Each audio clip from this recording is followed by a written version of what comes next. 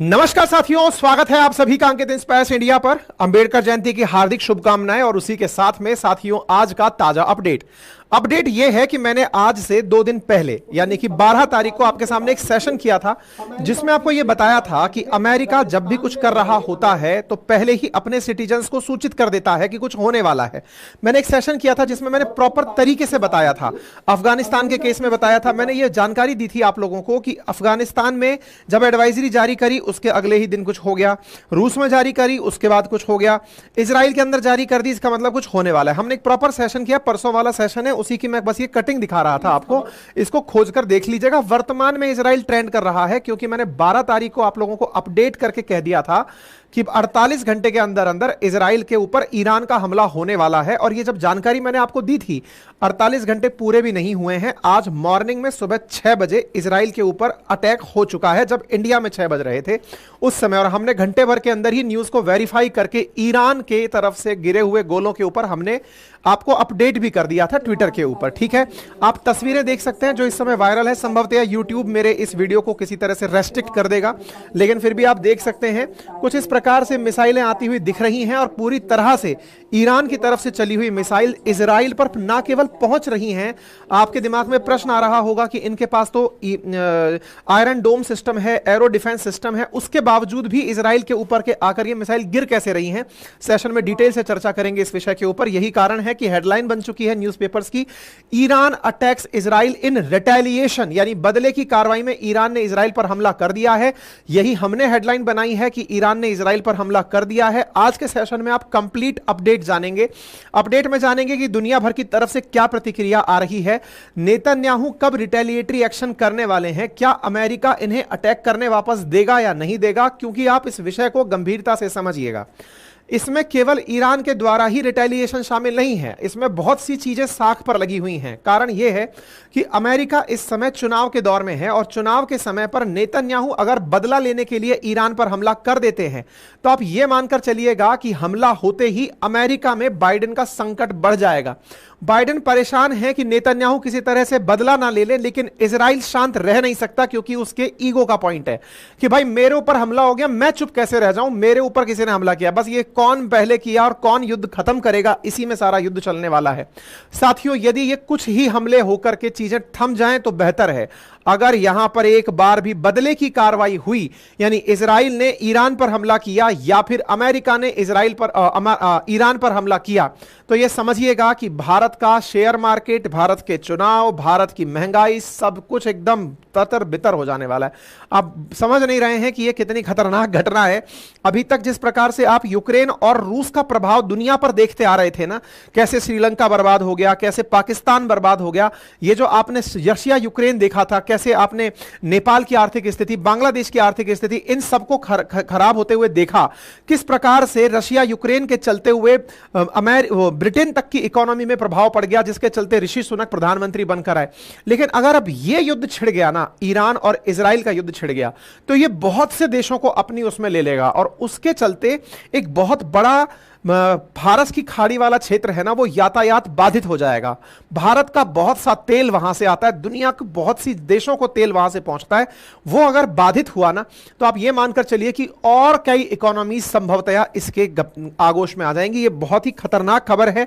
मैं ये मानता हूं कि दुनिया में सबसे खतरनाक युद्ध में अगर किसी की वैल्यू की जाए तो उनमें से एक है ईरान और इजराइल का डायरेक्ट वॉर में एंट्री हो जाना, क्योंकि ये आज से नहीं, लगभग 45 साल से एक दूसरे को हूल दे रहे हैं कि आजा मैं तेरे को देख लूंगा, मैं तेरे को देख लूंगा।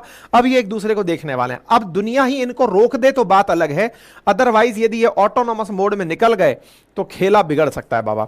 स्थिति आप यहां देख लीजिए कि बाइडेन ने अपनी तत्काल सुबह, आप टाइम पर गौर फरमाएंगे, 14 अप्रैल आज का समय है, सुबह 5 बजे जब आप सो रहे थे उस समय पर बाइडेन अपने साथ में अपने विदेश मंत्री को और अपने एनएसए को लेकर के मीटिंग कर रहे थे कि यह क्या हो रहा है, इससे निपटने के लिए हमें क्या करना चाहिए, इजराइल के साथ हमें कितनी मदद करनी चाहिए। दुनिया जिस समय आप हो सकता है कि अर्ली मॉर्निंग जगने की तैयारी कर रहे हो, उस समय America high level security meeting ले रहा था। सारी सारी जानकारियां डिटेल में एक एक करके बताऊंगा, भारत क्या कर रहा है और आगे बढ़ेंगे। आपसे गुजारिश है अपडेटेड रहने के लिए चैनल को सब्सक्राइब कर लें, उसमें कोई चार्ज नहीं लगता, एक बटन है बस उसे दबा दें ताकि भविष्य में आपको अपडेट्स मिलते रहें।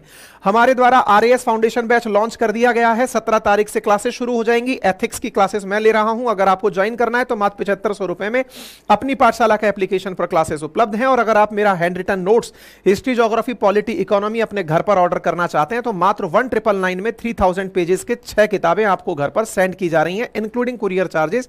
आप उसे ऑर्डर हमारे एप्लीकेशन से कर सकते हैं। घटना शुरू कहां से हुई? घटना शुरू हुई, इस पूरी घटना का सारा की सारा दारोमदार यहां से निकल कर आता है। कैसे? इजराइल ने अपने पड़ोसी देश सीरिया जिसकी राजधानी दमस्कस, वहां पर यह रहा दमस्कस गोलन हाइट से कुछ 60-70 किलोमीटर की दूरी पर है। इजराइल ने दमस्कस के अंदर ईरान की जो एम्बेसी थी उसके ही बगल में कॉन्सुलेट ऑफिस था, उस कॉन्सुलेट ऑफिस पर बम गिरा दिया। जब कॉन्सुलेट ऑफिस पर इसने बम गिराया ना, तो यहां पर बम गिरने का परिणाम यह निकला कि यह कॉन्सुलेट में बैठे हुए 2 बड़े ही जनरल रैंक के लोग मारे गए। जनरल रैंक के जब लोग यहां पर मारे गए तो इसका परिणाम बहुत ज्यादा दुनिया में यह निकाला गया कि सीरिया के तो मतलब उसका तो सॉवरेनिटी का उल्लंघन हुआ ही है, उसकी तो संप्रभुता को तो गांठ ही नहीं रहा है इजराइल। इसके साथ साथ उसने ईरान को भी वैल्यू नहीं दी। ईरान को वैल्यू नहीं दी का मतलब यह हुआ किसी भी देश की एम्बेसी पर हमला होना, किसी भी देश के कॉन्सुलेट पर हमला होना, उस पर हमला माना जाता है। ईरान ने अपनी एम्बेसी और अपने कॉन्सुलेट पर हुए इस हमले का बदला लेने का उसी समय कह दिया था। यह घटना 1 अप्रैल की थी। 1 अप्रैल को हमला हुआ, उसके बाद में यह तय था कि ईरान बदला लेगा। लेकिन रमजान का महीना चल रहा था तो लोगों ने कैलकुलेशन लगाना शुरू कर दिया था कि ईरान तत्काल बदला नहीं लेगा। फिर उसके बाद तारीख निकल कर आई कि यह 7-8 तारीख के आसपास, जो फ्राइडे आ रहा है, आखिरी फ्राइडे रमजान का, उस दिन बदला लेगा। उस दिन नहीं लिया। फिर रमजान के बाद ईद का इंतजार हुआ 11-12 तारीख के आसपास का कि भाई यहां पर ईद आने के बाद में अब ये पूरी तरह से फ्री हैं, अब जाकर के ये युद्ध करेंगे।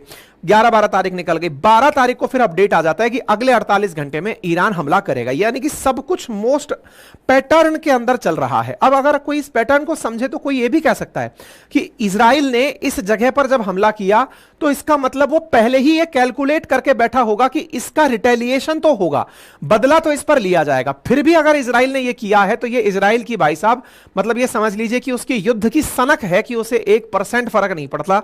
इजराइल ने गाजा पट्टी का क्या हाल कर दिया? आधा गाजा खाली कर दिया। अब ये यहां पर सीधा ईरान से कन्फ्रंट कर रहा है। हालात आप देख लीजिए, हमने इस पर कई सेशन किए हैं। लेटेस्ट सेशन मेरा 12 तारीख को गया था जिसमें मैंने ये कहा था कि अमेरिका की एडवाइजरी जारी हो चुकी है। और अब क्या होता है, अब एक एक करके कैसे ये माहौल बनता चला जाता है, आप उसको देखें। हुआ क्या ना, कल के दिन, मैं कल शाम को ये सेशन करने ही वाला था, दोपहर में हमारे पास में ये अपडेट आ चुका था। अपडेट ये था कि ईरान की ट्रुप्स ने, ईरान का जो कोस्टल, इनके जो गार्ड्स है ना, जो ईरानियन गार्ड्स, रिवोल्यूशनरी गार्ड्स हैं, इन्होंने एक जहाज को जो कि पर्शियन गल्फ से होकर के निकल कर आ रहा था, स्ट्रेट ऑफ हॉर्मुज से होकर के, वहां पर उसे रोक लिया था और रोक करके उसे हाईजैक कर लिया था। सोमालियन तरीके से हाईजैक किया था, हेलीकॉप्टर से आके, बकायदा हेलीकॉप्टर से आए, जहाज को रोका। इस जहाज को रोका, कल की बात है ये। कल जब ये घटना हुई तो लोगों ने सोचा कि अब हो सकता है ईरान ये छोट-मोट घटनाएं करके शांत बैठने वाला है। आप देख सकते हैं ईरानियन के नेवी के द्वारा इजराइल, ये जहाज जो था ये इजराइल का था। अब इस मैप को हल्का सा समझ लीजिए, ये पर्शियन गल्फ है जो भारत के लिए बहुत ज्यादा मायने रखती है। भारत ही नहीं, दुनिया का जो भी देश तेल चाहता है ना, दुनिया का 60% तेल यहीं से प्रोड्यूस हो रहा है। इस तेल को रास्ते से निकालने के लिए यही एक रास्ता है जिसे स्ट्रेट ऑफ हॉर्मुज कहते हैं, जिसपे ईरान का बहुत ज्यादा कंट्रोल है। यहां से एक इजरायली जहाज निकल रहा था तो इसको रोक लिया। तो कल जब इसको रोका तो हमने सेशन इसलिए नहीं किया, हमने कहा कि हो सकता है ईरान का अटैक फुस्सी अटैक हो गया, मतलब केवल धमका के रह गया है। लोगों ने यह समझना शुरू ही किया था कि ईरान ने अपना बदला इजरायली जहाज से निकाल लिया कि ठीक है इसको न्यूट्रलाइज करते हैं। लेकिन इस न्यूट्रलाइजेशन को केवल ध्यान बटाना ही समझा जा रहा है अब, यानी मॉर्निंग में। बोले कल केवल इसने ध्यान बटाया था कि लोग ये सोचने लगे कि ये केवल यहां के जहाजों को रोकेगा। इसी कारण जब इसने जहाज रोका ना, तो भाई देखो यहां पर ये वाला मैप बड़ा काम का है, इसको एक बार समझ लेना क्योंकि सारा खेल इसी मैप पर हो रहा है। कल इसने पूरा की पूरा यहां पर जहाज रोका, लोगों को लगा कि ईरान है ना इजरायली जहाज को रोक लिया, अब खुश रहेगा। 13 तारीख का अपडेट ये था। सुबह सुबह जब आप और हम मतलब मॉर्निंग वॉक के टाइम पर होंगे, उस समय ईरान ने अपने बाउंड्री से इजराइल पर गोले दाग दिए। अब इसको समझना, ईरान की तरफ से अगर गोला निकल के गया है, इतना दूर से ट्रेवल किया है, तो कहां कहां से निकला होगा? इराक से होकर के निकला होगा, सीरिया से होकर निकला होगा, जॉर्डन से होकर निकला होगा। अब मुद्दा यह है कि ये सारे के सारे देश जो उसके पड़ोसी हैं, किसके पड़ोसी? इजराइल के पड़ोसी हैं। टेक्निकली उनके ऊपर से उड़कर ड्रोन, फाइटर जेट्स और गोले जाएंगे, यह तय है। ऐसी स्थिति में हो सकता है कि यहीं पर इन बम्बों को न्यूट्रलाइज कर दिया जाए, इन बॉम्ब्स को न्यूट्रलाइज कर दिया जाए, मतलब रास्ते में फोड़ दिया जाए। कौन फोड़ सकता है? इधर अमेरिका बैठा हुआ है पूरे पानी के अंदर, इराक में भी अमेरिका बैठा हुआ है, जॉर्डन में भी अमेरिका बैठा हुआ है। एक तरह से यह समझिए कि इन सब जगह उसने अपने बेस बना रखे हैं। इन गोलों को वो रास्ते में ही न्यूट्रलाइज कर सकता है, और ऐसा न्यूज आ भी रही है। ठीक है, ईरान इजराइल वॉर शुरू हुआ। अच्छा, अब ये कहानी को यहां से आगे बढ़ाता हूं।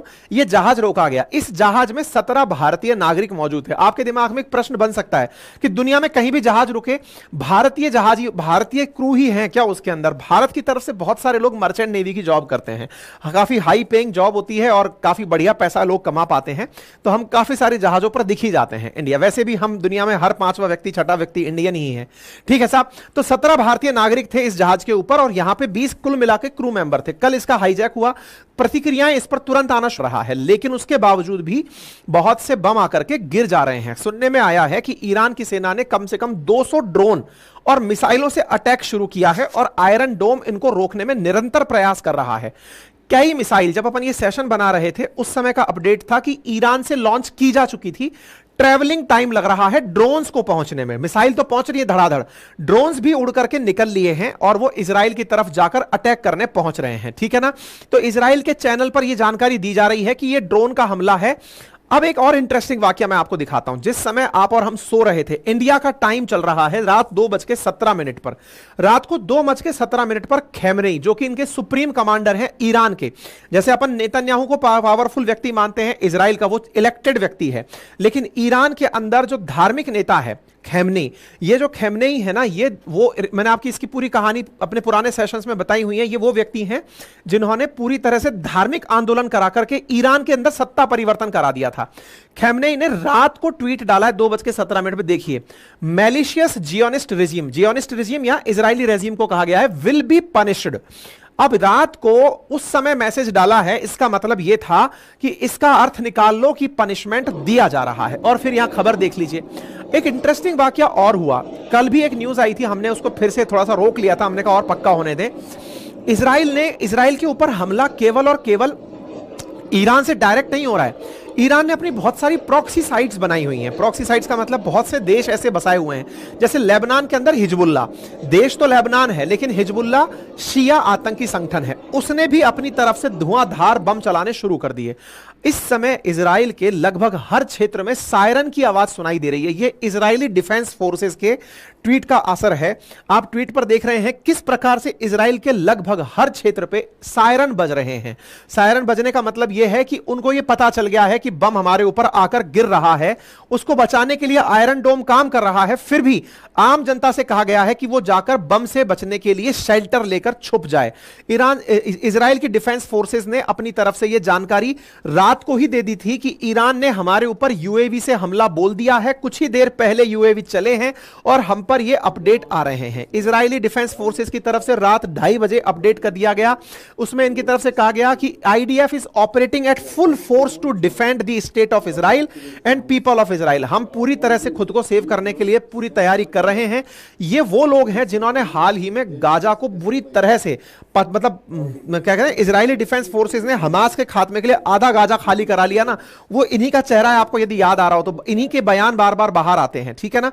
गाजा का हाल जो हुआ वो दुनिया को दिख रहा है। अब लेकिन ईरान का जो हाल होगा, इजरायली डिफेंस फोर्सेस अभी भी पूरी एनर्जी में है और वो क्या कुछ करेगी इसकी कल्पना आप अंदाजे ही लगाइए, बस, बाकी तो क्या ही है। सुबह 6:30 बजे का इनका अपडेट है जिसमें इन्होंने लिखा कि हमारे ऊपर बहुत सारे बम आकर गिर रहे हैं और हम उसको बचाने का प्रयास कर रहे हैं। ठीक है?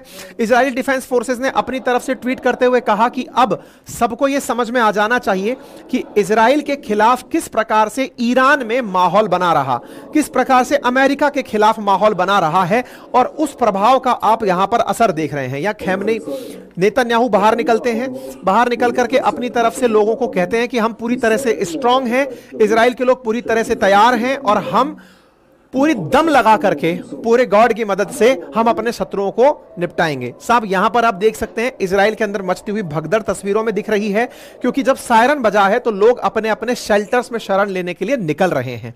आप यहां पर तस्वीरें देखें और उन तस्वीरों में जो बयानगी है वो कुछ इस प्रकार से है। ईरान इजराइल से बयान क्या दे रहा है, अपने देश में लोगों को मोटिवेट कैसे कर रहा है, और वो मोटिवेशन का लेवल ये है, ईरान कह रहा है इजराइल से the next slap will be harder, यानी कि अगला जो थप्पड़ पड़ेगा ना वो बहुत भारी होगा। ईरान धमकी दे रहा है, बयानबाजियां इस प्रकार से चल रही हैं, ठीक है ना। The next slap will be harder, the next mistake they make will be end of your fake country. Fake country का मतलब कि आपको हम कंट्री मानते ही नहीं हैं और ये आपका अंत होगा। इस प्रकार के मैसेजेस ईरान में लिखे हुए हैं। ईरान अपने लोगों को फुल मोटिवेट करके चल रहा है। अब क्या ये सारी भगदड़ इजराइल में ही मची हुई है? क्या किसी को इस बात का डर नहीं है क्या इजराइल बदला लेगा? ईरानियंस में डर है। लंबी लंबी लाइनें पेट्रोल पंप्स और गैस स्टेशंस पर लगी हुई हैं कि जब वो बदला लेगा तो हो सकता है कि हमारे पास सुध बुध लेने की भी जगह ना बचे। गैस वैस भरा के रख लो, हो सकता है भविष्य में संकट बहुत बढ़ जाए। इसी बीच में इजराइल के साथ में आकर खड़ा हो गया है जॉर्डन। जॉर्डन ने साफ कह दिया है कि देखो भाई, पहले भी मैं जाकर के अपनी बुरी हालत करवा चुका हूं, पहले आप लोगों के साथ युद्ध में शामिल हो गया था, बड़ा नुकसान करवाया था। अभी मैं फिर बोल दे रहा हूं कि अगर इजराइल हमला करता है, सॉरी ईरान अगर हमारे ऊपर से अपने एयरक्राफ्ट गुजारता है, हम हवा में ही मार के गिरा देंगे, हम अपने ऊपर से नहीं जाने देंगे।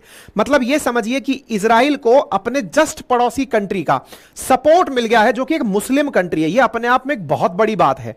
इजराइल और जॉर्डन का एक साथ आ जाना यह अपने आप में बड़ी बात है। और आपको मैं इसके पीछे की कहानी याद दिला दूं, बाइडेन जब अभी गाजा और हमास वाला मामला चला था ना, उस समय यहां पे अपने विदेश मंत्री को जॉर्डन भेजे थे कि यहां जाओ और इसे अपने पक्ष में करके आओ कि तुम्हें साथ में ही रहना है, और यह बोल भी दिया है। इसी बीच में ब्रिटेन ने भी मिडिल ईस्ट में अपने एयरफोर्स जेट और फ्यूल टैंकर भेज दिए हैं कि जाओ, युद्ध कभी भी हो सकता है।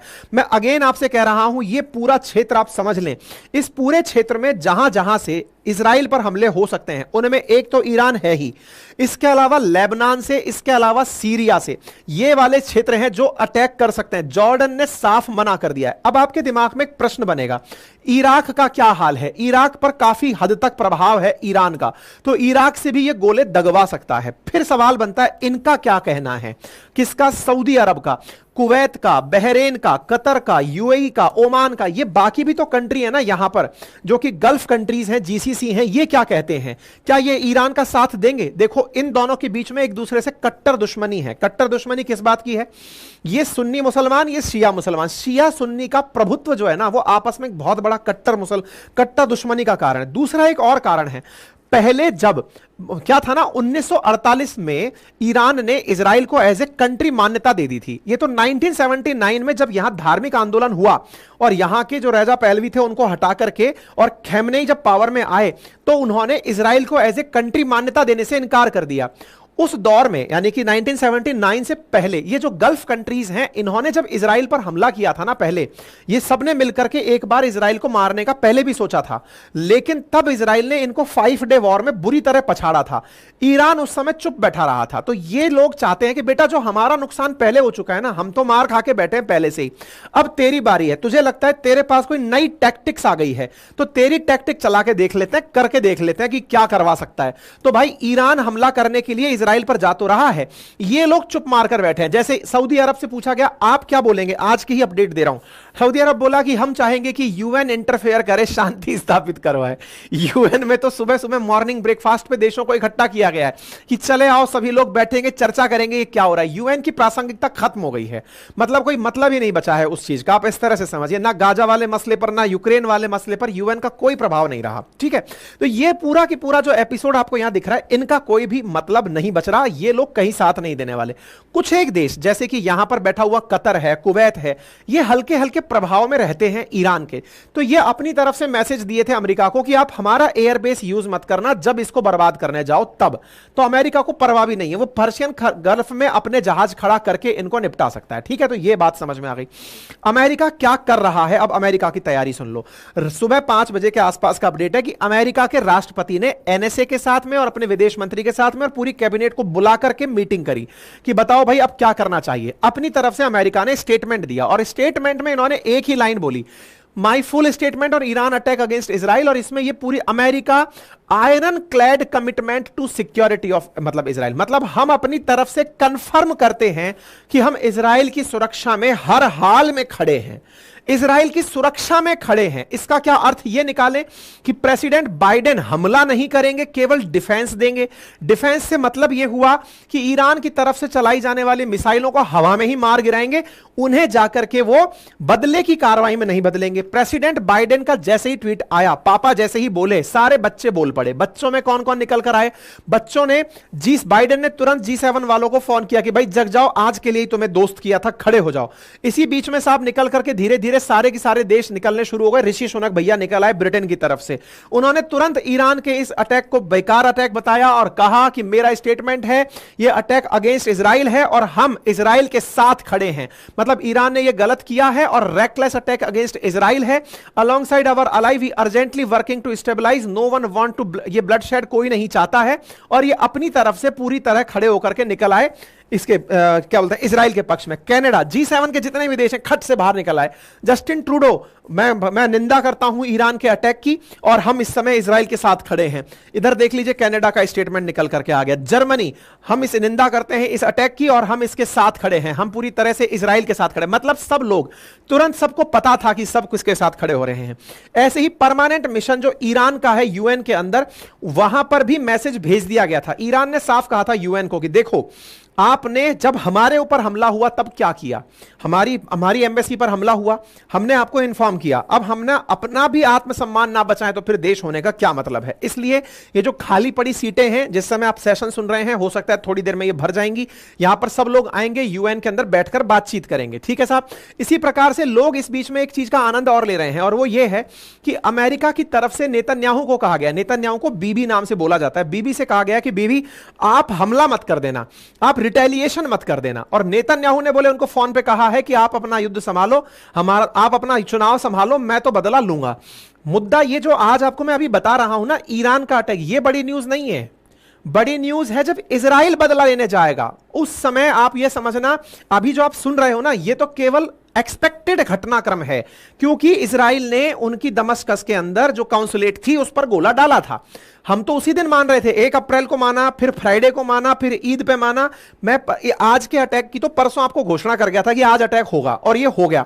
लेकिन मैं आपसे अब कह रहा हूं कि यदि नेतन्याहू ने बदला ले लिया, गेम ओवर है।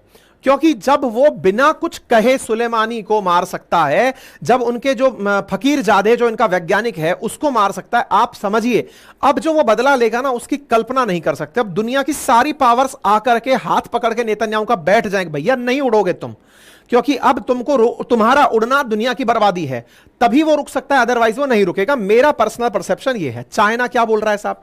चाइना अपने नागरिकों से कह रहा है कि देखो बेटा, अपन को युद्ध का अनुभव बिल्कुल नहीं है, एम्बेसी में छुप के बैठे रहना, सब लोग तुरंत अपने ऊपर ध्यान रखो, किसी प्रकार की कोई चिंता हो तो पता फटाक से हमें सूचना दे देना, कोई कमेंट्री नहीं है, चुपचाप दुम दबा के बैठा हुआ है। इंडिया क्या कह रहा है?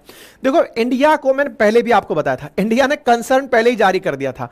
अभी कुछ दिन पहले तो हमने इजराइल में अपने लोग नौकरी करने भेजे हैं और इजराइल में सायरन बज रहे हैं। उन घर परिवारों का क्या हाल हो रहा होगा जिनके बच्चे अभी इजराइल में नौकरी करने गए हैं।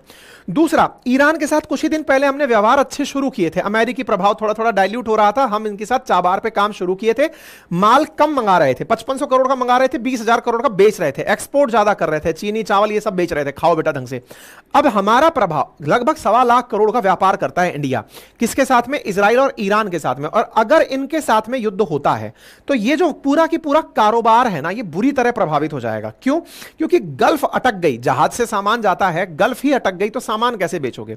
इन पे प्रतिबंध भी लग सकते हैं, तमाम चीजें हो सकती हैं। तो भारत की असली चिंता व्यापारिक हित है, उस इसके अलावा हमारे लोगों को तो हम निकाल ही लाएंगे, क्योंकि इजराइल में जिस दिन चाहेंगे हम अपने लोगों को वापस लेकर के आ जाएंगे। मुद्दा केवल इतना ही है।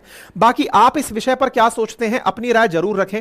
लगभग 77,000 लोग इस समय लाइव मुझे सुन रहे हैं और लाइक मात्र 1.4K है। भाई साहब वीडियो को लाइक कर दीजिए और सब्सक्राइब करने का ऑप्शन यह है कि आप में से जितने भी लोगों ने मुझे अभी सुना उनमें से 41% लोगों ने मुझे सब्सक्राइब नहीं किया हुआ है, जिसमें कोई चार्ज नहीं लगता। एक सब्सक्राइब का बटन दिया हुआ है, उसे क्लिक करना होता है। अपडेट जब भी मैं लाऊंगा वो तुरंत आपको मिल जाएगा, जिसका कोई चार्ज नहीं है। 0.19 सेकंड लगता है सब्सक्राइब का बटन क्लिक करने में, है ना। कर देंगे और बेल आइकन दबा देंगे तो भविष्य में, क्योंकि इस पे अपडेट आना है, इजराइल का रिटेलिएशन हो सकता है मुझे दोपहर में ही कराना पड़े, हो सकता है इवनिंग तक हो जाए। ऐसी स्थिति में आप तक ये सूचनाएं तत्काल प्रभाव से पहुंचती हैं। बाकी आप अपनी राय रखने के लिए स्वतंत्र हैं, रखें। यूट्यूब हो सकता है थोड़ी देर में इस वीडियो के ऊपर स्ट्राइक डाल दे, क्योंकि इसमें मैंने काफी सारे बम गोले चलाए हैं। आपसे गुजारिश रहेगी कि इस वीडियो को ज्यादा से ज्यादा लोगों से शेयर करते रहें, ताकि ऑटोमेटिक औरों को दिखेगा तो नहीं, लेकिन आपकी शेयरिंग से हो सकता है दिख जाए। फिलहाल के लिए इतना ही। अपना ख्याल रखें। और पढ़ने वाले विद्यार्थी, अगर राजस्थान प्रशासनिक परीक्षा की तैयारी करने वाले लोग जुड़े हैं तो आरएएस फाउंडेशन बैच नटराज शुरू हो रहा है 17 तारीख से। एथिक्स की क्लासेस शुरू होंगी मेरी फर्स्ट लेक्चर से, और एथिक्स की क्लासेस के साथ साथ बाकी अन्य टीम जो है वो बाकी क्लासेस लेंगी, वो आपको मिल जाएंगी। और अगर आप हैंड रिटन नोट्स अपने घर पर मेरे हैंड रिटन नोट्स मंगाना चाहते हैं, हिस्ट्री, ज्योग्राफी, पॉलिटी, इकोनॉमी, कुछ इस प्रकार से, तो हिंदी और इंग्लिश किसी भी मीडियम में मंगाना चाहते हो, मात्र 1999 में ये 6 किताबें हैं जो अपनी पाठशाला एप्लीकेशन से आप ऑर्डर कर सकते हैं। मैंने एप्लीकेशन का लिंक कमेंट बॉक्स में दिया हुआ है, ये मेरे अपने नोट्स हैं, आप इनको ऑर्डर करके मंगा सकते हैं। फिलहाल के लिए इतना ही। अपना ख्याल रखें, बड़ों का सम्मान करें, छोटों को प्यार दें, अपना व्यक्तित्व इस प्रकार से विकसित करें कि महिलाएं आपके साथ सुरक्षित और सम्मानित महसूस करें। धन्यवाद।